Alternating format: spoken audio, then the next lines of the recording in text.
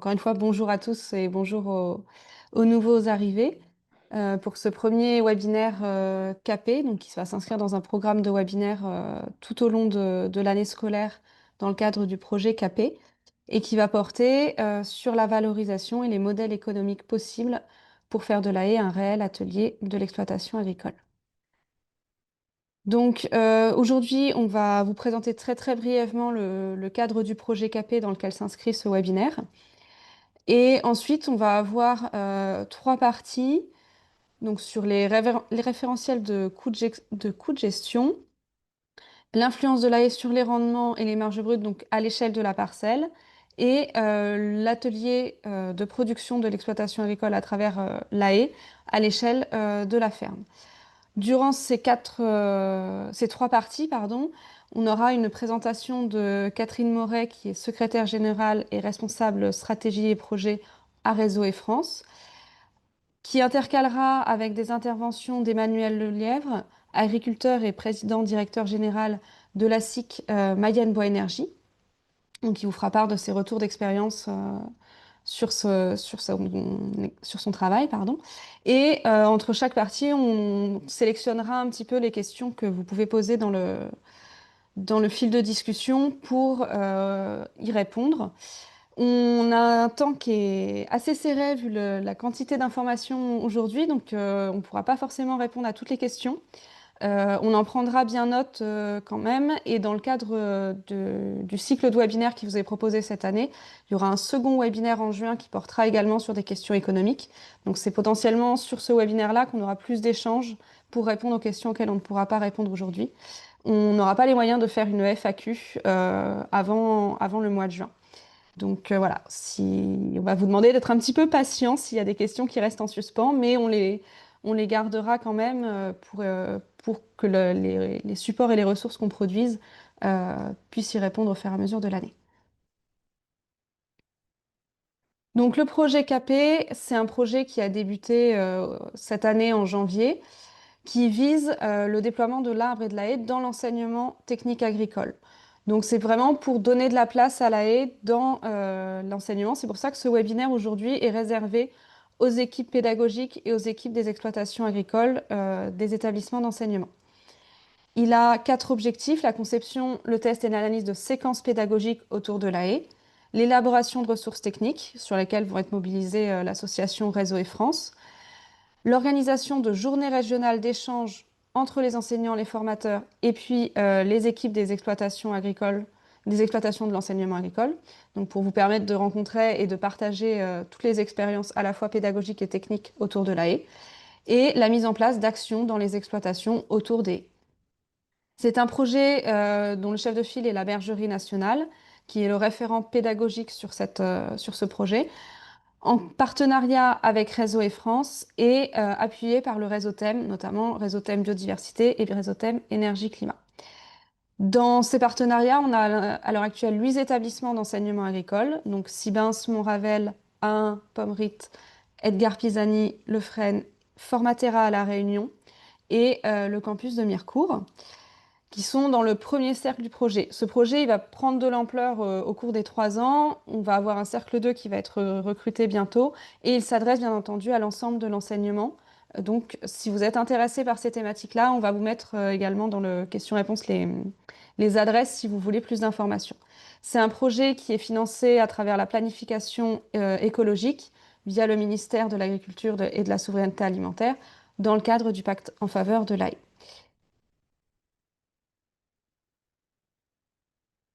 Et du coup, je te donne la parole, Catherine, pour cette première partie de la présentation. Merci. Donc, nous allons présenter nos référentiels de coûts de gestion durable des haies, donc, qui comprend deux parties: la partie gestion de la haie et ensuite valorisation par la production de bois déchiqueté. Donc, ces données sont des données qui ont été collectées et mises à jour à plusieurs hivers depuis 2021, 2023 et 2024. Donc, ont été collectées auprès d'opérateurs, ou alors on a après récolté aussi des données de coûts de chantier par rapport à des coûts déjà produits par d'autres partenaires. Les temps de chantier ont été réalisés grâce à des enquêtes qui avaient été faites dans le cadre de la mise en place des MAE autour de chantiers réalisés par des exploitants. Donc, ces coûts de chantier donc, font partie d'un référentiel 2024 que vous pouvez trouver sur notre site internet. Mais donc, la grande actualité, c'est on vient de travailler à sa mise en jour pour avoir un référentiel propre et homogène, pas avec plein de types de références différentes. Donc, c'est un travail qu'on a réalisé avec la FNCUMA dans le cadre d'un projet Inter-on-Var, dont on en a fait la restitution il y a 15 jours. Voilà, donc c'est un référentiel qui va être mis à jour, donc celui que vous trouverez aujourd'hui. Donc, il faut attendre un petit peu là, d'ici 2-3 mois, il y aura un référentiel mis à jour. Et surtout, donc, on va faire une mise à jour récurrente avec les indices donc des coûts de production agricole, qui permettra du coup prendre en compte l'inflation dans les coûts. Donc, le coût de chantier, il est déterminé par un itinéraire technique qui comprend les coupes de prélèvement, le débardage et le rangement, la reprise de coupe quand il y a un abattage mécanique, le déchiquetage et le transport. Et donc, on va établir à chaque fois le coût matériel, temps passé et main-d'œuvre pour chacune des étapes. Donc, là, on a établi, on va dire, deux grands itinéraires techniques, soit un coût de gestion manuel, donc c'est celui que vous avez ici, donc avec les différentes étapes, ou alors un coût de gestion avec des interventions mécaniques, en particulier pour le prélèvement par des outils type tête d'abattage. Et ensuite, à l'intérieur de chacun de ces deux grands itinéraires, eh bien, on va avoir des sous-travaux du type travailler en hauteur pour aller faire des coupes de tétard, par exemple. Donc là, ben, du coup, ça augmente le coût de chantier par rapport au matériel qu'on doit utiliser. Ou alors aussi la possibilité de faire intervenir un bûcheron élagueur grimpeur pour les coûts sylvicoles, de gestion sylvicole. Donc, on arrive à deux coûts, là, dans ce que je vous ai présenté. Donc, un coût de gestion manuel, on est à 5,59 € du mètre linéaire en moyenne. Donc, ça revient à peu près à la tonne verte à 55,90 €. Et auquel il faut rajouter, enfin, ça, c'est le coût avec agriculteur. Donc, c'est un coût moyen entre la hauteur et à plat. Si vous faites intervenir un bûcheron, ben, il faut refaire tourner le coût. Donc, de la même manière, avec l'itinéraire avec gestion de tête d'abattage, donc la particularité, c'est que par rapport à une coupe manuelle, on va avoir un coût de coupe qui va être plus élevé puisqu'on fait intervenir un matériel coûteux, important. Mais par contre, on va avoir moins de temps de débardage et de mise en tas. Par contre, il faudra avoir une reprise de coupe parce que la tête d'abattage ne peut pas couper proprement et Emmanuel va vous l'expliquer. Donc là, le coût moyen a été établi à 5,06 € du mètre linéaire et à 50,60 € la tonne verte. Donc ces coûts, comme je viens de le répéter, donc, vont être mis à jour là d'ici quelques mois. Et en particulier dans les éléments nouveaux qu'apporte la FNCUMA, bon, c'est une fédération nationale donc des regroupements d'agriculteurs qui travaillent avec le matériel. Et en fait, on va vraiment avoir beaucoup travaillé sur tout ce qui concerne la mécanisation, donc les têtes d'abattage et en particulier le déchiquetage. Parce que en fait, un chantier, ben, c'est aussi dépendant, le coût est aussi dépendant du type de déchiqueteuse qu'on va avoir, de son rendement et donc voilà, et de l'organisation du chantier. C'est pour ça que je vais laisser la parole à Emmanuel qui va vous expliquer les conditions d'un chantier réussi, puisque là, les coûts que je vous ai donnés, c'est des coûts moyens, bien sûr, donc c'est la moyenne entre des coûts qui sont plus chers et des coûts qui sont moins chers, mais c'est des chantiers qui, si on les organise bien, peuvent être optimisés pour avoir la meilleure rentabilité. Je te laisse la parole, Emmanuel. Oui, donc bonjour à toutes et tous. Donc en fait, c'est un protocole qu'on a mis en place au sein de Mayenne Bois Énergie pour accompagner au mieux nos agriculteurs et faire en sorte qu'effectivement leur chantier soit le plus rentable possible. Donc ça se décompose en six étapes, hein. Donc je vais aller directement. Donc la première étape, ça va vous paraître évident, c'est choisir quelle haie on va couper. Donc là, vous avez sur la diapo une carte réalisée dans le cadre du PGDH. Euh, et donc, en fait, c'est l'idéal, hein. Quand on a fait cette carte, c'est-à-dire qu'il y a eu tout un travail déjà de réalisé par le technicien pour dire quelles sont les haies qui sont urgentes sur lesquelles il faut agir, hein. Donc, c'est les haies qui sont en rouge, celles qui sont moyennement urgentes. Donc, quand c'est urgent, c'est dans les 5 ans. Moyennement urgente, c'est dans les 5-10 ans. Et puis les vertes, bah, c'est plus de 10 ans, quoi. Voilà. Donc, quand ce travail cette réflexion est faite, c'est une carte qu'on mobilise avec l'agriculteur et on discute avec lui. Généralement, lui, il y a déjà réfléchi sur quelle haie il veut agir. Et donc, nous, on vérifie effectivement que le tronçon est bien entier, que les haies sont mûres. Alors, ça veut dire quoi mûr? C'est-à-dire qu'il y a un minimum de diamètre. Je me place ici dans notre filière bois énergie, c'est-à-dire que on va, comme je dis, les plaquettes bois déchiqueté qu'on produit, c'est pour majoritairement mettre dans des chaufferies. Et on va pas faire de la belle plaquette avec du tout petit bois. C'est comme au même titre que dans une cheminée, on va pas mettre de la brindille, hein. Donc il nous faut du beau bois. Donc il faut des diamètres en moyenne de 15-20. Donc si effectivement on a du 20, ça veut pas dire qu'on va mettre que du 15-20 de diamètre, hein. On peut mettre du petit, mais à condition qu'il y ait une majorité quand même de diamètre 15-20. Voilà. Et donc, quelquefois, le choix de la grille n'est pas judicieux parce que il va préférer aller sur une haie qui, a priori, le gêne plus parce qu'il fait de la culture. Et on va lui dire, bah, écoute, non, parce que là, cette haie que tu nous désignes, bah, elle n'est pas mûre, laisse-lui le temps de pousser, accepte qu'elle prenne de la place, mais j'y reviendrai plus tard. En revanche, va sur une autre haie parce que du coup, elle est sénescente et là, pour la rebooster, il faut agir sur celle-là. Et quelquefois aussi, on lui dit, mais non, là, c'est pas cette haie-là qu'il faut choisir parce que tu as eu des pratiques dégradantes sur cette haie, donc tu as passé du lami, regarde à l'intérieur comment elle est, et il vaut mieux agir sur celle-ci pour la rebooster, la stimuler pour qu'elle reparte sur des bonnes bases. Voilà. Donc, le deuxième point, le deuxième étape, c'est que ça va vous paraître évident, hein. C'est bien préparer le chantier. Donc, dans tous les cas, la première chose, c'est déposer la clôture. J'y reviendrai aussi plus tard.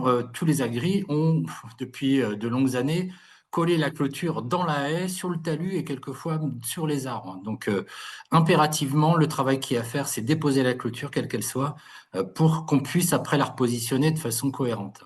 Et puis, s'il est nécessaire, s'il y a des ronces, etc., le mieux, c'est de bien débroussailler au sol pour que, en fait, la pratique que la coupe soit faite dans de bonnes conditions et du coup, il y a un gain de temps ici à gagner.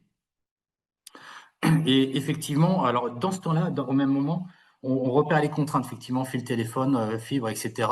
Et on discute même à ce moment-là on va couper le bois, où est-ce qu'on va entreposer le tas? Donc par rapport à l'ouverture de la parcelle, sa positionnement, si c'est une parcelle dans des endroits humides ou pas.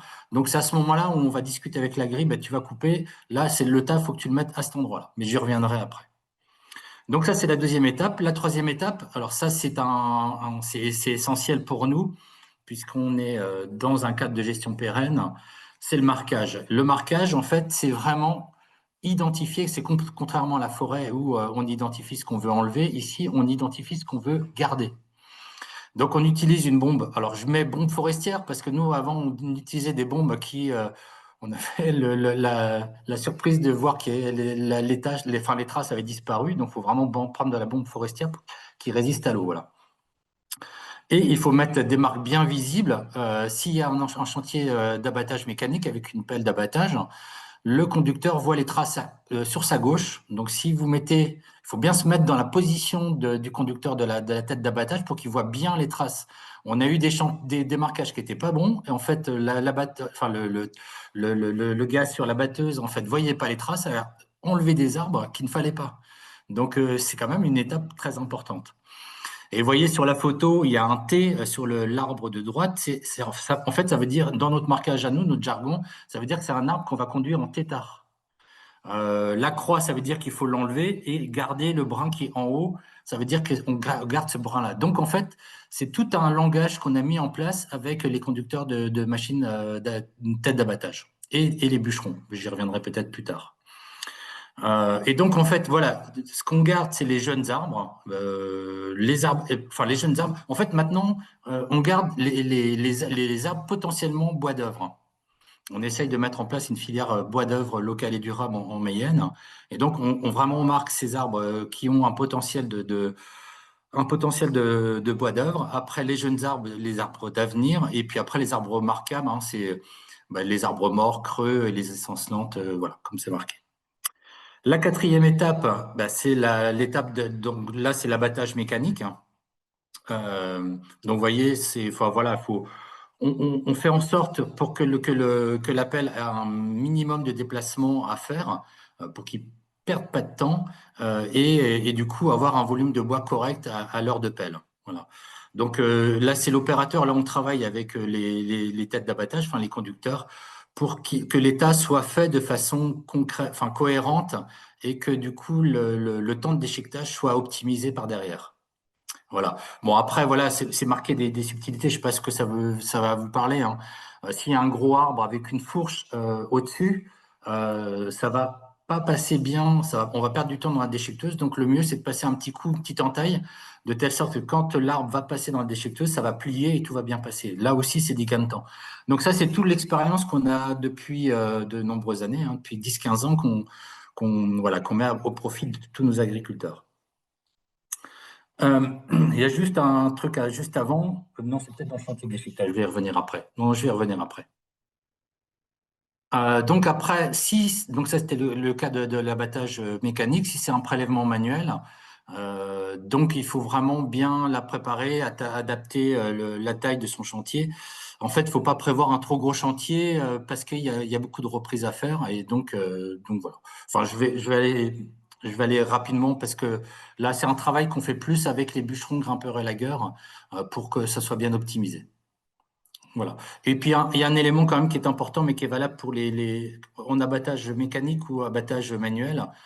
C'est marqué tout en haut, c'est que le bois se coupe toujours en deux fois. C'est-à-dire qu'il y a toujours, que ce soit mécanique, mécanique, ça se comprend bien, l'appel mécanique coupe le bois, après, il faut reprendre la coupe pour qu'il y ait une coupe nette, franche et au bon endroit. Et le bûcheron, pareil, hein, il fait une première coupe pour faire tomber la branche, qu'elle soit petite ou grosse, qu'il n'y ait pas que ce soit bien, et après refaire une deuxième coupe, là aussi au bon endroit, dans les règles de l'art, pour que ce soit bien une coupe bien franche et bien placée. Voilà. La mise en tas, c'est que des éléments évidents, mais il faut quand même les dire, hein, c'est que le bois soit pas mêlé parce que la pelle va perdre du temps à les démêler, enfin la déchiqueteuse, pardon, va perdre du temps à les démêler. Les gros diamètres, tout du même côté, vous voyez la photo, hein, c'est illustré. Défourcher les bois, c'est ce que je viens de dire tout à l'heure. S'il y a des têtes avec des branches qui partent de deux côtés qui sont grosses, faut les couper. Et puis prévoir de la place, c'est la petite diapo sur la droite en bas. Il faut vraiment prévoir de la place pour que le chantier qu'on soit bien à l'aise, quoi. Donc voilà. Et puis après, on arrive au déchiquetage, donc le transport. Donc là, c'est bien calculer le nombre de bennes. Donc il faut calculer le rendement de la déchiqueteuse en fonction du chantier. On est capable de savoir si ça va être du 60 mètres cubes heure ou des fois on arrive avec du gros bois, du 80 mètres cubes heure. Donc, faut bien, on en discute avec la grille. Les bennes que tu vas utiliser, elles font quelle capacité? Sachant que voilà, on sait que pour 60 mètres cubes, il faut 20 à 30 minutes de déchiquetage. Donc, en fait, il faut vraiment bien prévoir le nombre de bennes pour pas qu'il y ait de temps d'attente sur le chantier. Et puis, donc nous, on achète le bois aux agris déchiqueté livré, donc ils nous livrent aux plateformes. Donc, il faut qu'ils calculent bien le temps de transport de la benne sur le site de stockage. Voilà. Bon, j'espère avoir été clair, mais voilà, c'est vraiment des étapes sur lesquelles on appuie avec nos agris. Et après, nos agris savent très bien organiser leur chantier. C'est vraiment les premières années. Après, on n'a plus besoin de leur dire, hein, ils ont compris. Je te laisse maintenant, Merci Catherine. Emmanuel, oui. Donc, donc on a bien vu que les coûts d'un chantier moyen est dépendant de toute cette organisation. Donc effectivement, nous, c'est des moyennes qu'on utilise et qui va permettre après de travailler sur les modèles que je vais vous présenter. Mais effectivement, ça passe par une certaine organisation et on insiste là-dessus parce que Beaucoup d'agriculteurs pensent qu'ils vont faire du broyage derrière lamier. Non, ça, c'est pas rentable. Il vaut mieux oublier. Ou alors des chantiers, comme tu l'as dit, de trop petits bois. Et donc, en fait, ils ont des mauvaises expériences et ils vont considérer que les chantiers ne sont pas rentables. Donc, cette diapo-là, tu l'as pas expliqué, Manuel, mais en fait, tous ces itinéraires, on les choisit en fonction de la taille des bois et du coup de la quantité aussi de bois à faire. C'est pas la peine de faire venir une tête d'abattage si tu n'as que 100 mètres à faire, quoi.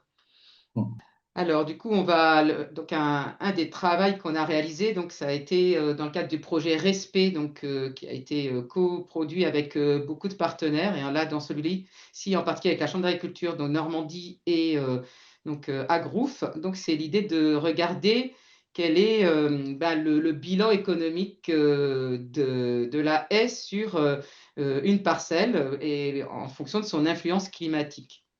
Alors, il est très connu que la haie a un rôle de protection de la parcelle et qu'elle va agir sur les rendements, donc parce qu'elle va protéger contre les vents dominants. Mais ça, c'est réel que si la haie a une certaine hauteur, une certaine largeur et une certaine porosité. Ça veut dire quoi? Ça veut dire que donc, si la haie n'est pas assez large, le but, c'est de faire passer le vent au travers de la haie et de casser la vitesse du vent. Si la haie elle est trop dense, eh bien en fait ça va faire comme un mur, elle va effectivement être coupée, le vent va être coupé, mais le vent va passer par-dessus et va repartir derrière en tornade. Donc si la haie n'est pas assez large, le vent va passer au travers, mais il ne va pas perdre suffisamment d'ampleur et il va repartir très vite. Donc les modèles qu'on a établis se font en fonction de la porosité, de la perméabilité et de la hauteur. Donc ça veut dire le nombre de trous qu'il y a dans la haie. Donc, il faut qu'il y ait une certaine porosité pour que ça fonctionne. Donc, pas le mur, mais il ne faut pas non plus qu'il y ait des trous, que ça soit un vrai gruyère. Sinon, le vent va passer au travers. La largeur, pour qu'il y ait suffisamment pour que ça casse le vent, et la hauteur, puisqu'il y a des études qui ont été montrées depuis très longtemps qu'il y a un effet proportionnel d'effet de brise-vent par rapport à la hauteur. C'est le petit schéma du bas. Donc, à partir de tout ça, on est capable de faire des simulations de modèles d'influence suivant l'état de la haie. Donc, entre une haie gérée de manière durable, comme on vient de le voir, avec les coûts qu'on a établis, par rapport à un entretien d'emprise à l'épareuse fait tous les ans, ou un entretien d'emprise qui est fait au lamier une fois tous les 3 à 5 ans. Et en fait, suivant la gestion ou l'entretien qui va être fait de la haie, l'état de la haie va être différent. Donc, dans la gestion durable, on va avoir une haie qui va être libre, qui va être large, qui va avoir une porosité plutôt assez bien adaptée. Entre toutes les petites branches, il va y avoir de l'espace. Et donc, on va être à l'optimum de la fonction climatique, protection contre les vents. L'épareuse, on va avoir quand même un effet de protection contre les vents. Le problème, c'est que l'épareuse, elle va démultiplier le nombre de petits brins au bout de là où on a broyé, ce qui fait qu'on va avoir une espèce de porosité qui va être diminuée et qui, du coup, va faire un effet risque de tourbillon derrière la haie. Et puis aussi une largeur qui est réduite. Le lamier, lui, il va faire un peu beaucoup de trouées un peu partout parce qu'il va couper des gros bois, il va accélérer la dégradation et la mortalité des individus et il va finir par créer des trouées totales. Donc, à partir de ces modèles, donc, on a comparé différentes situations et différentes tailles de parcelles et suivant des types de haies, des taillis ou des taillis sous-futés, donc avec des hauteurs différentes. Donc, on a croisé des tailles de parcelles, des cycles de gestion, des types de haies et des types de conduites pour essayer de voir l'effet sur le rendement et donc au bout du bout, l'effet sur la production de biomasse à l'hectare et le gain ou la perte par rapport à la marge brute. L'idée étant de montrer la différence entre une parcelle avec une parcelle en gestion durable qui va prendre beaucoup plus de place puisque si on veut produire les services attendus par la haie, et ça fera l'objet du prochain webinaire, il faut avoir une haie large, haute, développée, pour que ça puisse fonctionner. Et c'est vrai pour produire du bois, mais c'est vrai pour le climat, c'est vrai aussi pour la biodiversité ou les enjeux autour de l'eau. Et donc après, par contre, ça prend plus de place sur la parcelle. Et donc, ça réduit la surface qui va être cultivée par rapport à une parcelle sans haie. Et puis, pareil, on a regardé ce que ça représentait pour les pareuses ou le lamier, où le but de ces outils-là, c'est de gérer au gabarit et de pousser la haie le plus possible. On la maintient, mais on essaye de lui réduire la surface qu'on lui dédie. Donc, l'effet du coup va être différent de protection de la parcelle par rapport à ce que j'ai dit du fait de l'état qu'on va avoir de la haie. Et donc à partir de là, on est capable d'évaluer des modèles économiques à l'échelle de la parcelle. Donc là, on en a comparé deux. Une parcelle qui est donc gérée au gabarit, donc avec épareuse ou lamier. Donc là, je crois que dans ce modèle-là, on est plutôt sur du lamier à gauche, contre changement de paradigme, gestion durable de la haie, valorisation économique de ce bois, labellisation pour la faire reconnaître et l'introduire dans des filières durables. Et donc, ce qu'on montre en fait, c'est que on va avoir moins de surface cultivée, et c'est souvent ce que nous disent tous les gestionnaires, c'est qu'ils voient toujours le rang du tour du champ qui va être sous influence de la haie. Donc, elle va être en concurrence, la culture herbacée va être en concurrence avec les arbres par rapport à l'ombrage et par rapport donc à la disponibilité en eau. Donc, effectivement, on perd du rendement sur le tour du champ, mais on en gagne sur le milieu, donc entre 10 et 20%. Et du coup, ce modèle économique, il s'appuie là-dessus. Et il montre que à surface constante, eh bien, en fait, il est plus intéressant d'avoir une haie développée. Sur cet espace-là, on produit de la valeur de biomasse liée aux arbres et on a moins de coûts sur les surfaces qui sont à l'ombre des arbres parce qu'on n'essaye plus de les emblaver. C'est la zone dédiée à la haie et le reste, c'est la zone dédiée à la culture. En finale, on a une marge brusque qui est supérieure. Alors que le modèle de gauche, eh bien, en fait, on maintient la haie parce qu'on est obligé de la maintenir, mais on a des charges importantes d'entretien, de maintien au gabarit. On ne gagne pas tant de surface que ça en termes de rendement. Et surtout, l'effet protection est inférieur, puisque donc on lui donne quand même une protection climatique, mais qui est inférieure. Donc là, en fait, on n'a que des charges et on a peu d'atouts de la haie par rapport au modèle de droite. Et du coup, on a pu comparer les différents modèles par rapport à la référence absence de haie.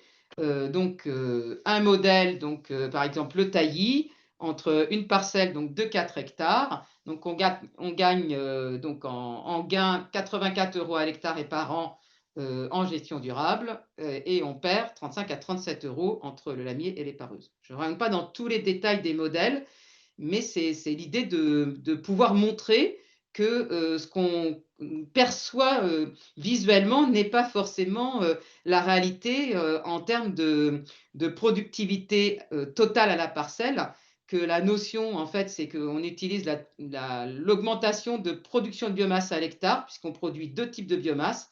Une biomasse sur un temps long qui est le bois, la haie, l'arbre, et une biomasse sur un temps court qui est la culture annuelle. Et que les deux cumulés, on produit plus de biomasse et que bien géré, on a un atelier haie qui est rentable, sans impacter l'atelier culture. Et on a fait ce travail-là en faisant varier la taille de parcelles et on se rend compte, sans prendre les autres gains économiques des effets agronomiques, l'eau, la biodiversité, juste les questions climatiques, eh bien en fait par rapport à notre modèle sans haie, on voit que le gain, en fait, il est optimum à 4 hectares. C'est le seuil d'optimisation de la production de biomasse et de l'influence climatique. C'est intéressant puisque c'est aussi 4 hectares, c'est aussi un gap qu'on a trouvé dans les enjeux de biodiversité, par exemple, ou pour aussi les rentabilités en termes de temps passé dans les cultures. Les FNCUMA avaient montré qu'on ne gagnait pas beaucoup de temps en augmentant la surface, c'est plutôt la forme de la parcelle qui allait influer. Donc, dans cette troisième partie, on souhaitait vous présenter l'approche de la haie à l'échelle de l'exploitation agricole, puisque effectivement, notre regard, c'est de dire il faut retrouver une valeur à cette haie pour lui donner un intérêt et que les agriculteurs les maintiennent par volonté et non plus par obligation, qu'ils en fassent un atelier d'exploitation qui fait que l'état qu'on acceptera d'avoir de cette haie-là dans la parcelle sera celle qui nous permettra de répondre aux enjeux sociétaux et pas de la subir et de la maintenir au gabarit à tout prix, ce qui coûte, mais qui en fait diminue fortement les fonctions. Donc on a travaillé sur un outil qui est toujours en travail, puisqu'il faut acquérir beaucoup de données de références pour arriver à identifier tous les types de valorisation possibles dans une exploitation. Donc là, on a identifié tout ce qui était valorisable immédiatement ou à moyen terme. Donc on va dire qu'il y a deux grands types de valorisation. Il y a ce qu'on appelle les valorisations directes du produit de la haie. Donc on va trouver le bois énergie, on en a parlé tout à l'heure par rapport au coût de gestion. Bois énergie qui peut soit se produire par bois plaquette ou par bois bûche. Donc le bois bûche étant toujours une valorisation importante dans les exploitations. On peut aussi vendre ce bois pour faire du paillage de plantation ou aussi du bois d'œuvre. Emmanuel tout à l'heure l'a cité, certains territoires commencent à réfléchir à une valorisation locale des bois d'œuvre. Alors, par contre, le bois d'œuvre de haie a des particularités, il pousse différemment d'un bois de forêt, et donc il faut vraiment travailler avec les filières locales pour lui en donner toute sa valeur. Donc, on a aussi la possibilité de l'utiliser en litière plaquette animale pour remplacer la paille, faire du petit clôture ou du forage. On va dire ces deux ateliers-là sont plus ponctuels. Voilà. Les autres peuvent faire vraiment un atelier de rentabilité important pour l'exploitation. Donc aujourd'hui, de ce côté-là, donc on a des références dans notre outil pour le bois plaquette, donc qui peut s'appliquer au paillage, et pour la liquette plaquette animale. On va travailler là sur le rassemblement de données sur le bois d'œuvre et le bois bûche pour pouvoir compléter les outils.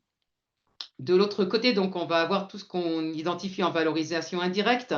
Donc, on n'arrête pas de dire que cette haie, elle a un intérêt propre pour l'exploitation agricole, pour toutes les fonctions agronomiques que ça va apporter à l'exploitant, au-delà de son bien-être en termes de travail.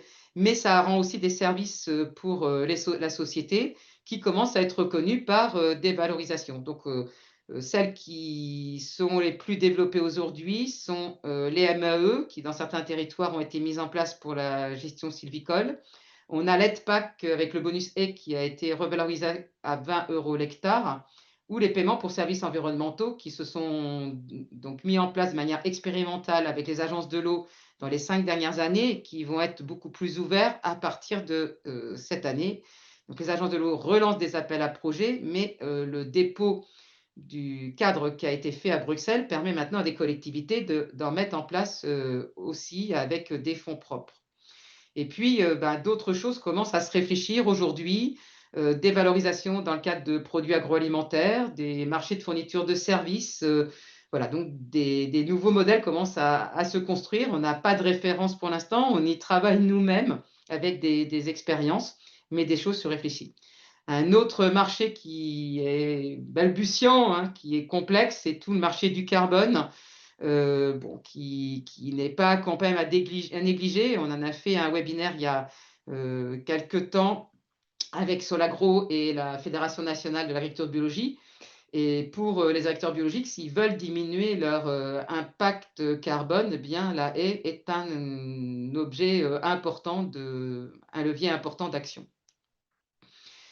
Donc moi, je ne vais pas tout vous développer tous les points. Je vais vous en présenter 3. L'intérêt atelier bois plaquette, litière plaquette et le bonus haie.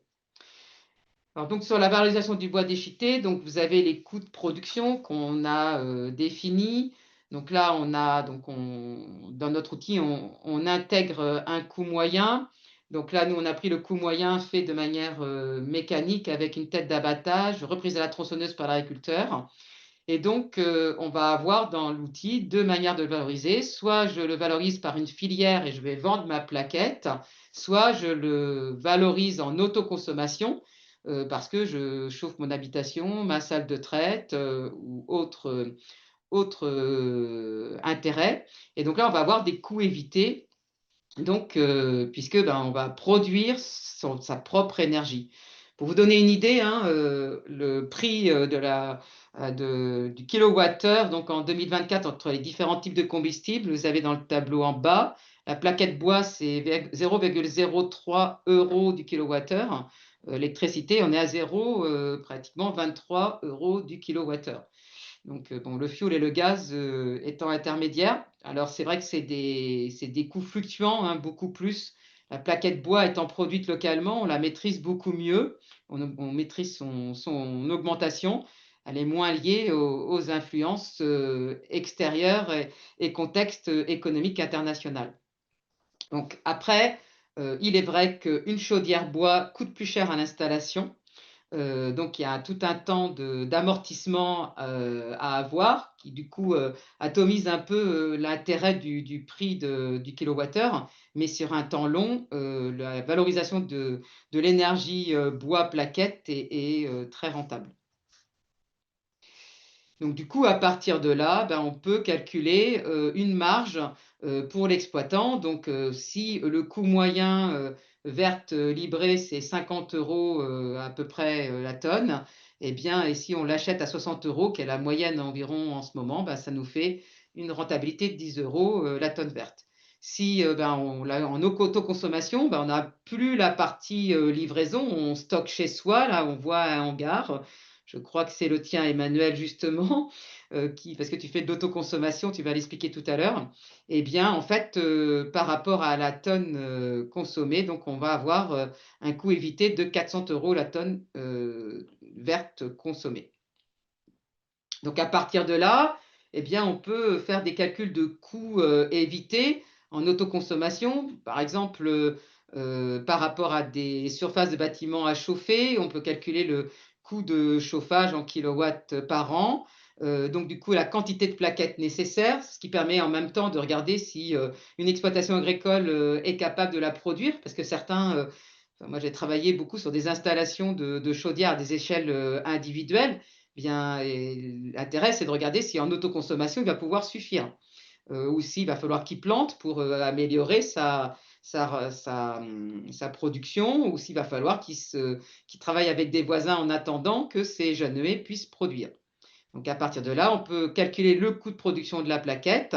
On peut regarder l'économie qu'il va faire par rapport à d'autres énergies, donc moyenne entre le gaz, l'énergie et le fioul, et ce qui permet de calculer un coût évité par rapport à ces autres énergies. Alors, vous avez un petit article qui vient de sortir dans le Ouest France, où un agriculteur justement témoigne qu'il vient de remplacer ses consommations de fioul par du bois et que pour lui, il considère que c'est très rentable. De la même manière, on va pouvoir travailler sur l'atelier litière plaquette animale. Donc là, on a conçu tout un outil pour aider l'agriculteur à naître la décision pour dire est-ce que c'est rentable d'utiliser de la litière plaquette par rapport à de la paille. Donc, mais bien sûr, on va introduire dans ce modèle les dépenses pour produire ce bois. Pareil, on est en autoconsommation à ce moment-là. Et les recettes, en fait, vont dépendre de l'économie de paille que je vais faire. Donc, il y a plusieurs manières d'utiliser la litière, qui a été expérimentée par beaucoup d'agriculteurs maintenant aujourd'hui. Soit je fais 100% litière plaquette, soit je fais de la litière mixte, c'est-à-dire je fais un fond en bois et je mets de la paille par-dessus que je renouvelle, mais donc j'en mets beaucoup moins puisque j'ai un tapis en dessous qui va absorber une grande partie des matières. Et donc, suivant donc, le coût de la paille, vous allez voir que il est plus intéressant des fois d'aller en litière mixte ou en litière 100%. Donc, ça va dépendre vraiment de ce coût de la paille. Et ce coût de la paille, il est dépendant de la production de céréales de la région où je suis, et aussi de l'année climatique dans laquelle on est et du coût de transport que ça va me concéder, quoi. C'est vrai que si je suis pas très loin de la Beauce, ça va sûrement coûter moins cher que si je suis au milieu d'une zone de production bovine qu'à partir de prairies permanentes. Et donc, on a travaillé plusieurs types de référentiels. On s'est amusé, entre guillemets, pour le mot amusement, mais de se dire, voilà, on prend différents types d'exemples de cheptels, de taille de bâtiment, et donc du coup, ça calcule les besoins en litière, soit 100%, soit litière mixte. Et derrière, on arrive à calculer le gain. Donc là, on est vraiment dans du coût évité. Donc voilà, c'est un exemple suivant le nombre de bêtes, ça ne fait pas le même surface à pailler par rapport à la quantité de plaquettes à utiliser. Si on fait de la 100% plaquettes, on va en mettre beaucoup plus que de la litière mixte. Donc ça va aussi dépendre de la quantité de bois disponible sur l'exploitation. Et à partir de là, on peut simuler avec le coût de la paille.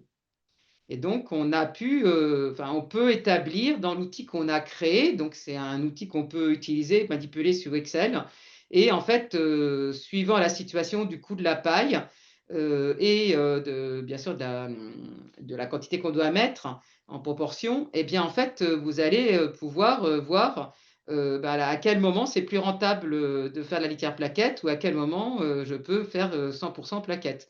Donc, on voit là, ici, que la litière mixte est quasiment toujours plus rentable que 100% paille. Par contre, la litière 100% va dépendre du coût de la paille. Voilà, et ça, c'est sans prendre en compte les gains agronomiques et les avantages autres qu'il y a de cette litière animale. Bien sûr, il y a aussi des précautions à prendre. Donc, cette litière, elle permet d'améliorer le bien-être de l'animal et je pense qu'Emmanuel va pouvoir en parler. Moins de maladies, moins de salissement. C'est une litière qui est relativement stable, qui est résistante au piétinement et qui est peu fermentescible. Bon, il faut avoir, donc il y a des précautions à prendre pour l'utilisation en temps de vélage ou quand il y a des petits veaux.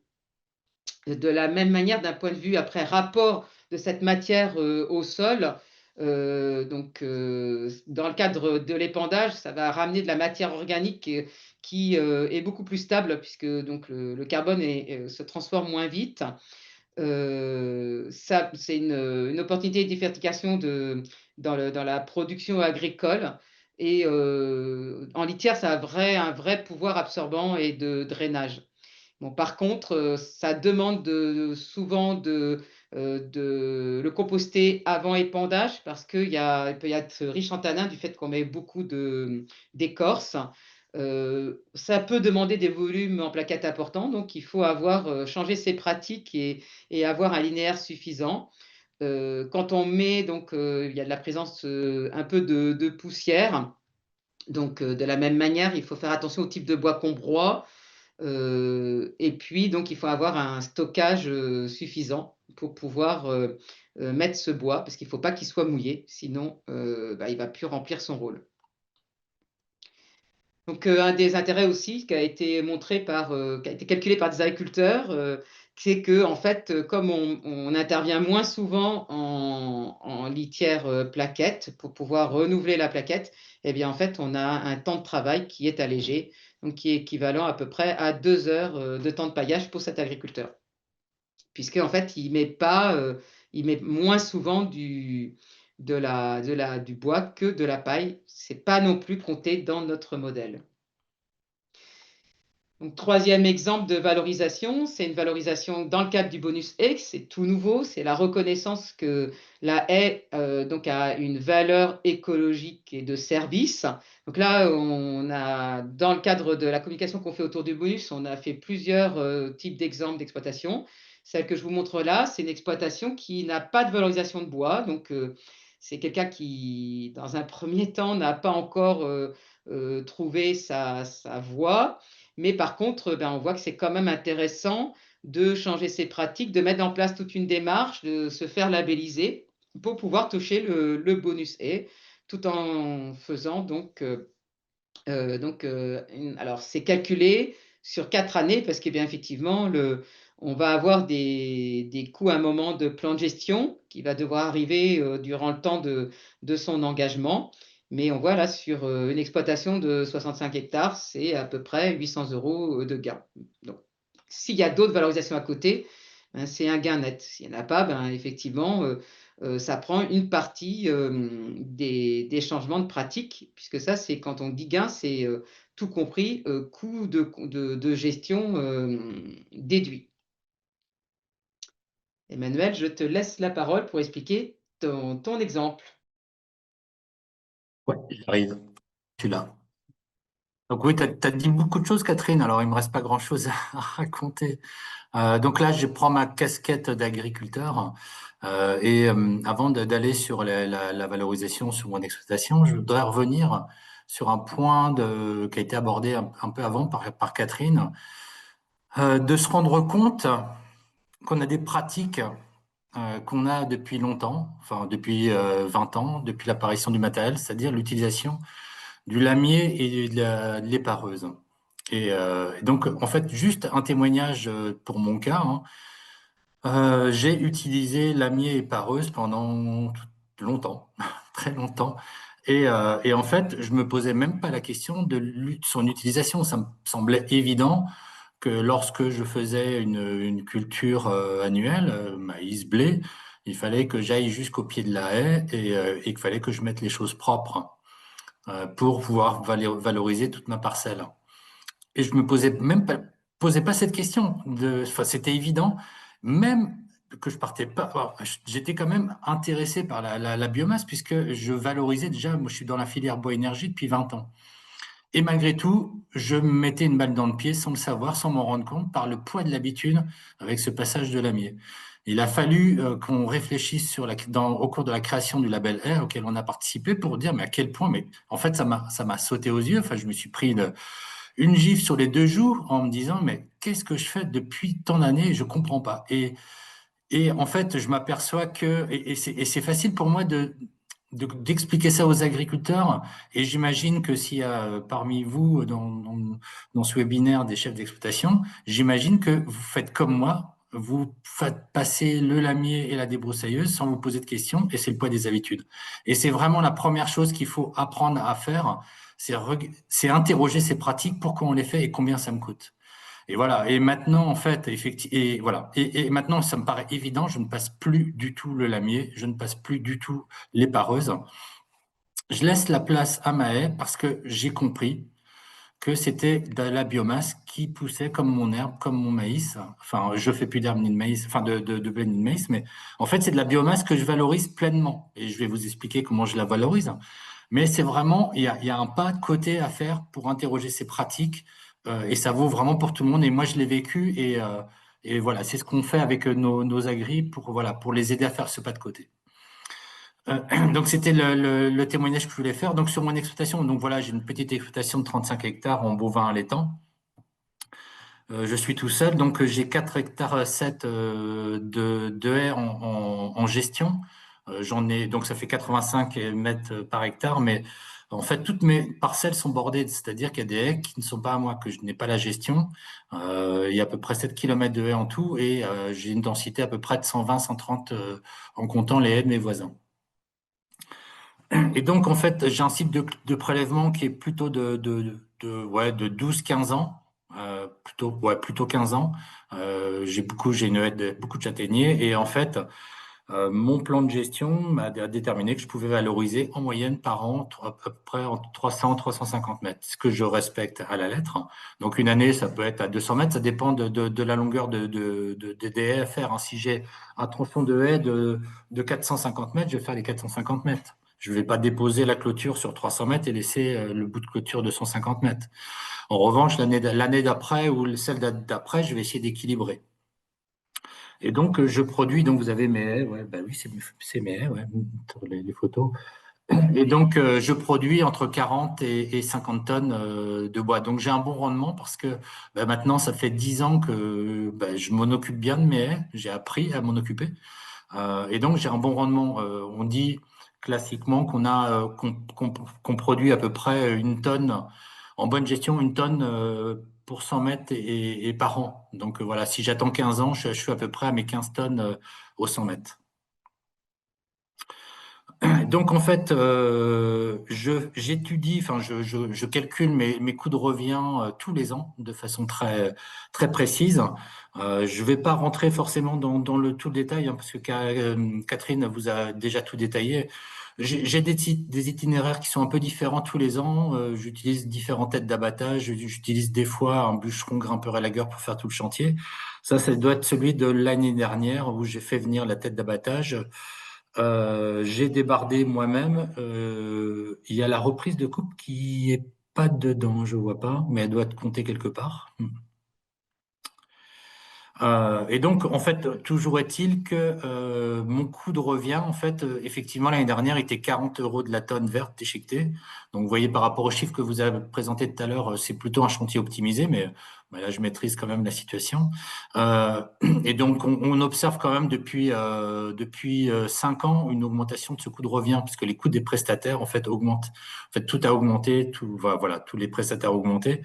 Donc, il y a 7-8 ans, j'étais plutôt à 32-35 euros de la tonne verte, et maintenant, je suis plutôt à 40 euros de la tonne verte. Voilà.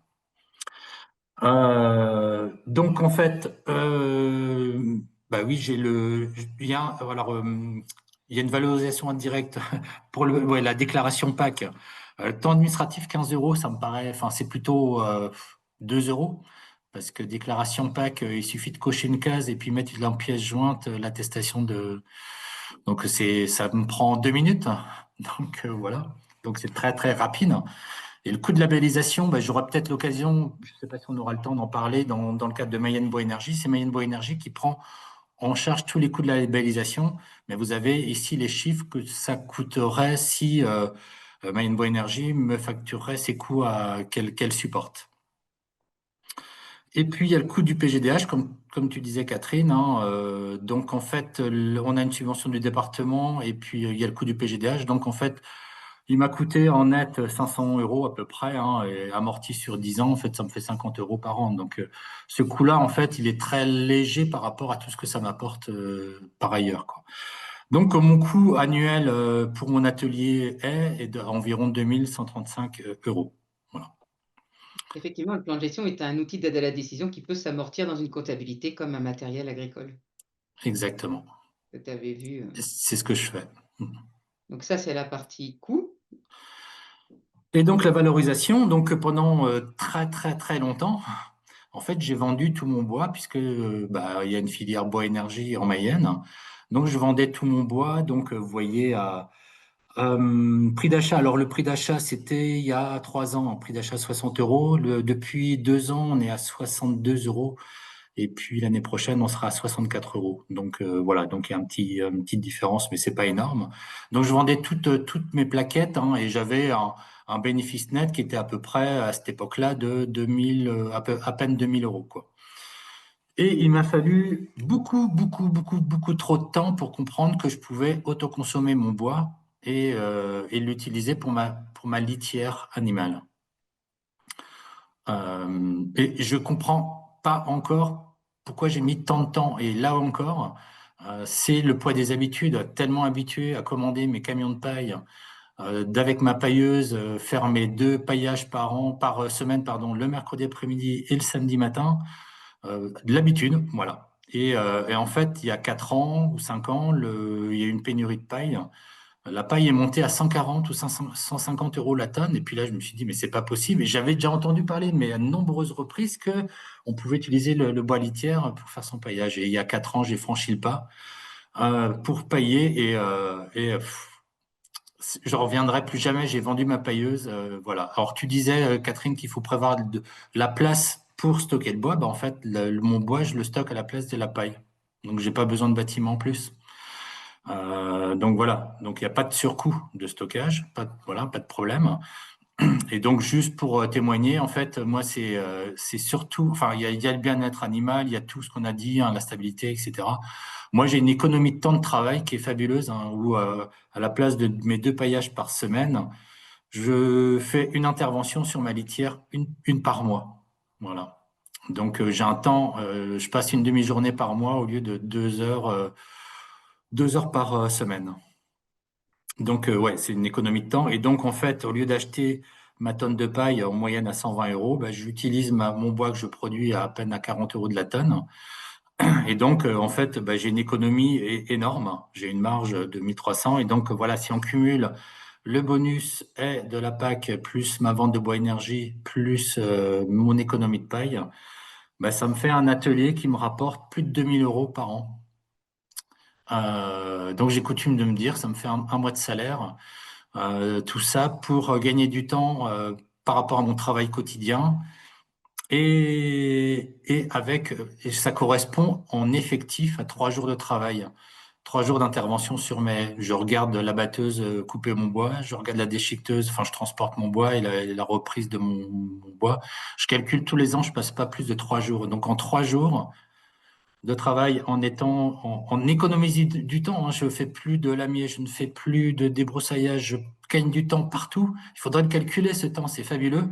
Et je gagne de l'argent. Donc voilà.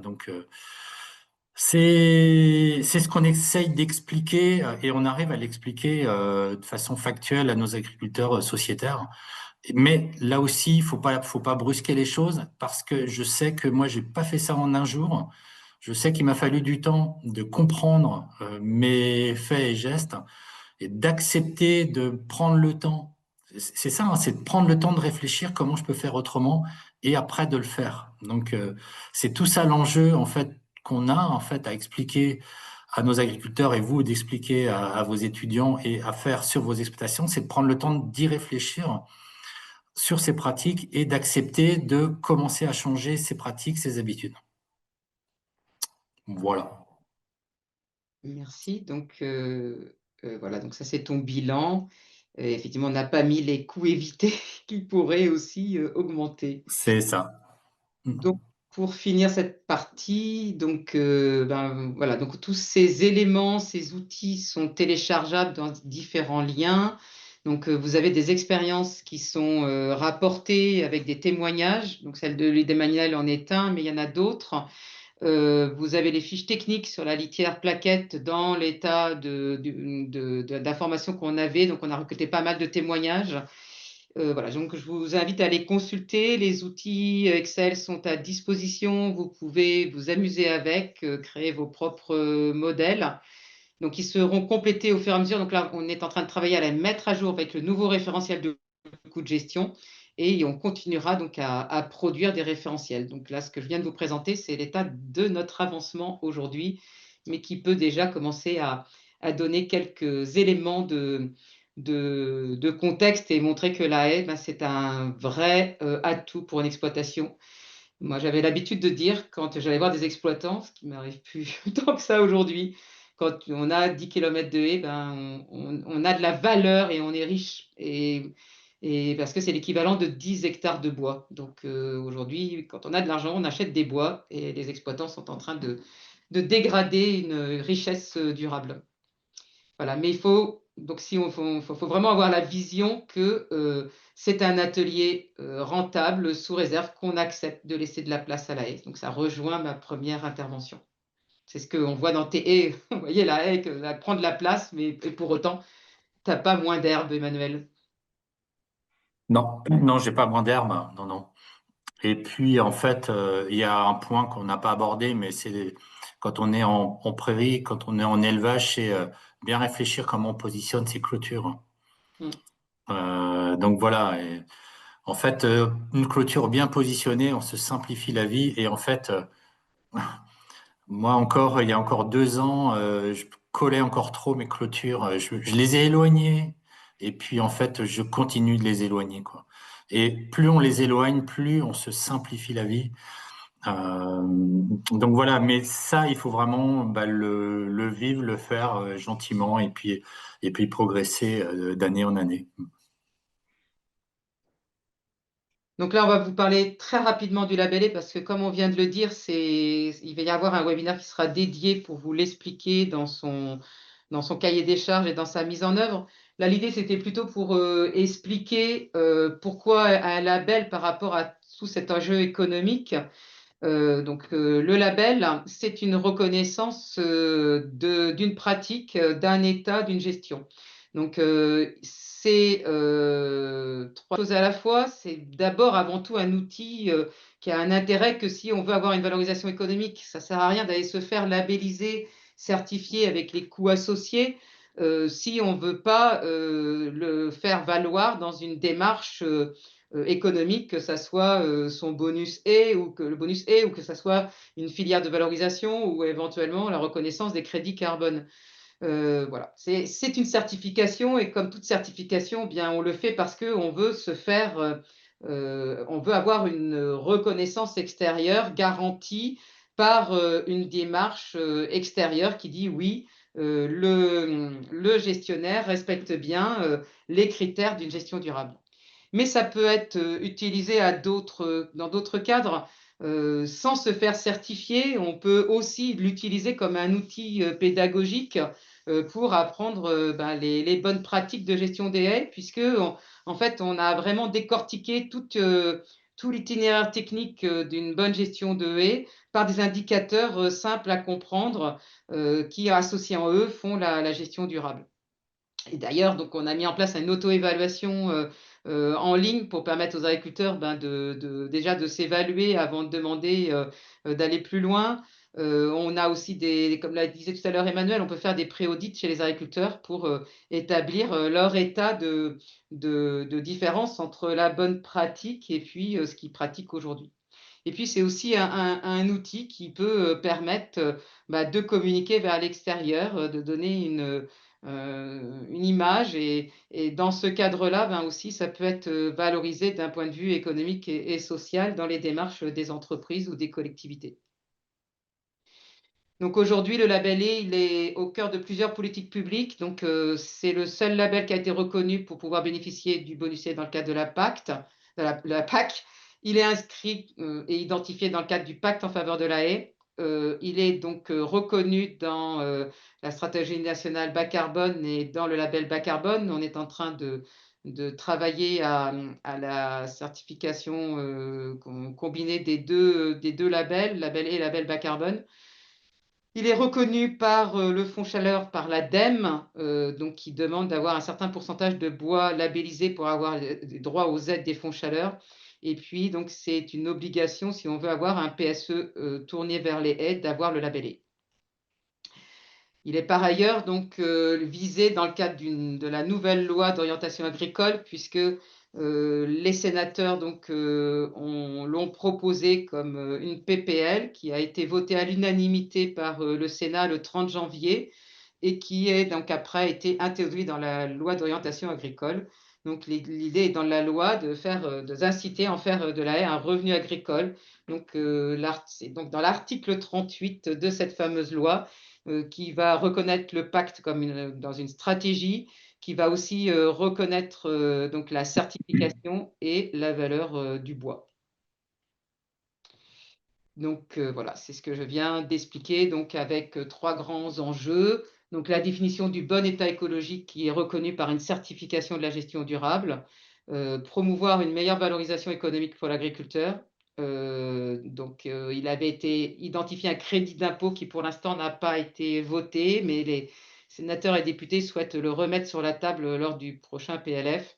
Et puis d'avoir une continuité des politiques avec une trajectoire qui soit claire d'ici 2030 et 2050 pour que on arrête de faire du yo-yo dans l'accompagnement des territoires. Et je laisse la parole à cette fois-ci à Emmanuel, mais avec sa casquette de PDG de la SIC Mayenne Bois Énergie, Je qui tourne ma casquette. voilà, valorise le label au sein de sa structure. Donc, ouais, j'ai 5 minutes. Donc, moi, je suis effectivement président de la SIC Mayenne Bois Énergie. Donc, c'est une filière, une structure qui existe depuis 2008. Donc, ça fait plus de 15 ans qu'on existe. On a démarré vraiment tout doucement, vraiment avec 2-3 chaufferies et 5000 tonnes de bois, 500 tonnes de bois, quoi, vraiment, et puis avec une poignée d'agriculteurs, avec 5-6 agriculteurs. Et puis, en fait, on a eu une évolution qui a été très linéaire jusqu'à aujourd'hui. Donc, aujourd'hui, on alimente 43 chaufferies Donc il y a 5 projets à l'étude qui devraient émerger dans les 2 ans, 2, 3 ans à venir. Donc je le disais, on a commencé à 500 tonnes. Il y a 3 ans, on était à 5000, 2 ans même, on était à 5000 tonnes. L'année dernière, on a valorisé 7000 tonnes. Et là, on est en train de faire le prévisionnel avec mon conseil d'administration. Là, j'y étais ce matin. Et donc, on va être à 9000 tonnes pour l'année prochaine. Et dans 2 ans, on va passer les 10 000 tonnes. Donc, on a une très forte croissance depuis 2, 3 ans. Et en fait, c'est pas le hasard, ça vient pas de ça, et c'est pas venu tout seul. C'est vraiment grâce à notre engagement dans le label A. J'ai coutume de dire qu'on parle label A, on respire label A, on mange label A, on est label A, voilà, à Mayenne Bois Énergie. Donc, la décision du conseil d'administration et de nos agriculteurs, c'est d'essayer d'atteindre les 100% de bois bocage label A au sein de Mayenne Bois Énergie, quoi. Donc, on engage nos agriculteurs tranquillement à leur rythme. Donc, ça fait 3, 4 ans qu'on les engage. On a quand même 140 agris, donc c'est quand même du boulot à accompagner. On engage à peu près, avec mon équipe, on engage à peu près 25, 30 agriculteurs par an. Voilà, donc faites le calcul. Là, on est à 100 agri, 105, 106. Donc normalement, d'ici 1 an ou 2, on devrait les avoir tous engagés. Donc on est à 72% de bois label S sur notre bois total. Ce qui fait que, en fait, maintenant, j'ai plus trop de problèmes à négocier mes contrats pour trouver des débouchés, puisqu'en fait, dans mon territoire, en fait, on est reconnu fournir du combustible qui permet, enfin voilà, de mettre en valeur le territoire, qui vient du territoire et qui préserve le territoire. Donc voilà, donc les perspectives sont très importantes, et donc là, on a acheté pour plus de 2,5 millions euros de bois à nos agriculteurs, hein, depuis le début de la création, mais c'est exponentiel, hein. Plus on a de volume, plus ce chiffre augmente vite, hein. Donc on est 8 salariés, donc 6,5 ETP, et donc on passe quasiment la moitié de notre temps à parler label A pour nos agriculteurs, mais aussi on fait beaucoup d'actions auprès des collectivités, des citoyens, des élus, enfin voilà, pour expliquer qu'est-ce que c'est une haie, qu'est-ce que l'intérêt enfin l'importance de les préserver et comment on peut les préserver. Et donc on parle de label A, voilà. Sur le diagramme, sur la photo, en fait, vous avez en vert, c'est quoi? L'endivis, c'est nos plateformes, ce sont nos plateformes, Oui, et en ça c'est bleu, ce sont complètement. les chaufferies. Ce sont les chaufferies qu'on alimente. Voilà. Et juste peut-être un petit chiffre, effectivement, le volume moyen par chantier, en fait, c'est à peu près 60 à 80 tonnes de bois par chantier. En fait, il y a encore 5 ans, hein, on était plutôt à 40, 50 tonnes, mais on a des exploitations qui, comme partout, s'agrandissent, donc avec des linéaires de haies qui augmentent. Et donc, en fait, on a des chantiers qui, ouais, généralement, c'est 60, voire 80 tonnes de bois par exploitation, mais évidemment en gestion pérenne, quoi. En fait, on demande aux agriculteurs de pas dépasser ces tonnages. L'idée, c'est vraiment d'engager un maximum d'agriculteurs. En fait, avec 100 agriculteurs, 120 agriculteurs, j'arriverai à fournir tout mon tonnage. Mais en fait, l'idée, c'est que des agris passent leur tour de temps en temps pour que je puisse engager le maximum d'agriculteurs. En fait, l'objectif de Mayenne Bois Énergie, c'est pas de faire du chiffre d'affaires, pas du tout de faire du résultat. L'objectif, c'est d'équilibrer mes comptes. Moi, mes indicateurs de performance, c'est le nombre d'agris engagés dans la démarche label A, le nombre de kilomètres préservés, valorisés sur le territoire. Et c'est ça que je vends à mes clients, et c'est ça que je vends à tous les élus. Au sein de Mayenne Bois Énergie, donc dans le sociétariat, en fait, toutes les com de la Mayenne sont sociétaires de Mayenne Bois Énergie. Donc, on est vraiment un département avec le conseil départemental qui est vraiment très actif aussi. Vous avez ici donc le programme des webinaires qui vous sera également envoyé par mail dans la semaine à venir. Donc le prochain webinaire aura lieu le 11 décembre et sera dédié au label E, avec un retour d'expérience normalement d'un des deux établissements labellisés Label E en France. Donc pour l'instant, il n'y a que à ma connaissance, deux établissements scolaires qui ont été labellisés. Et ensuite, certains webinaires aussi qui seront dédiés à la production d'outils, et notamment des livrets pour les enseignants sur les fonctionnalités, la valorisation économique, la gestion durable et l'implantation de haies. Donc ça, ce sera au cours des 3 ans de projet CAPé avec un livret tous les 6 mois.